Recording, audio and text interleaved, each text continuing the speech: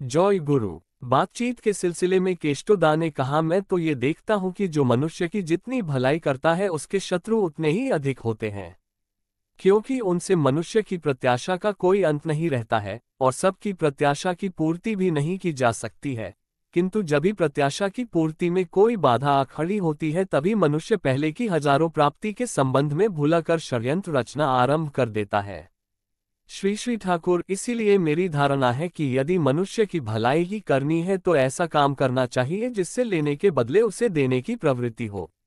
ऐसा ज्ञान संचार करने की आवश्यकता है, उससे ही मनुष्य की योग्यता बढ़ती है। मेरे पिताजी की दृष्टि बड़ी तेज थी। ये कहा करते थे, मनुष्य का उपकार करना अच्छा ही है, किंतु ऐसे ढंग से उपकार करना चाहिए जिससे बाद में चलकर वह उपकार हमारी क्षति का कारण न हो।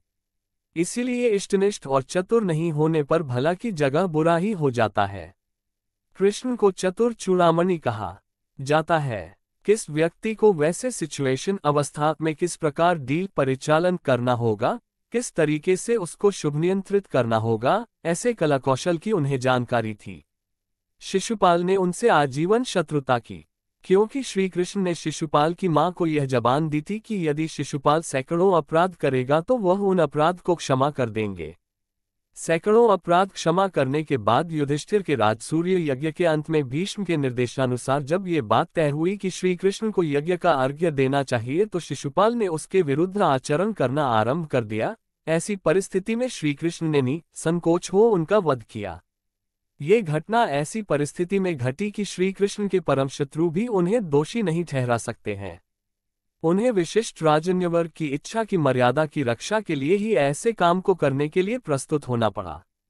उन्हें व्यक्तिगत शत्रु के कारण शिशुपाल का वध नहीं किया। वह धर्म तथा कृष्टि का शत्रु था, समाज का अकल्याणकारी था। उसकी दानवीय प्रकृति किसी प्रकार भी बदलने वाली नहीं थी। यदि वह बच्चा रहता तो और भी क्षति पहुंचा सकता था, इसलिए उन्होंने उसका वध किया।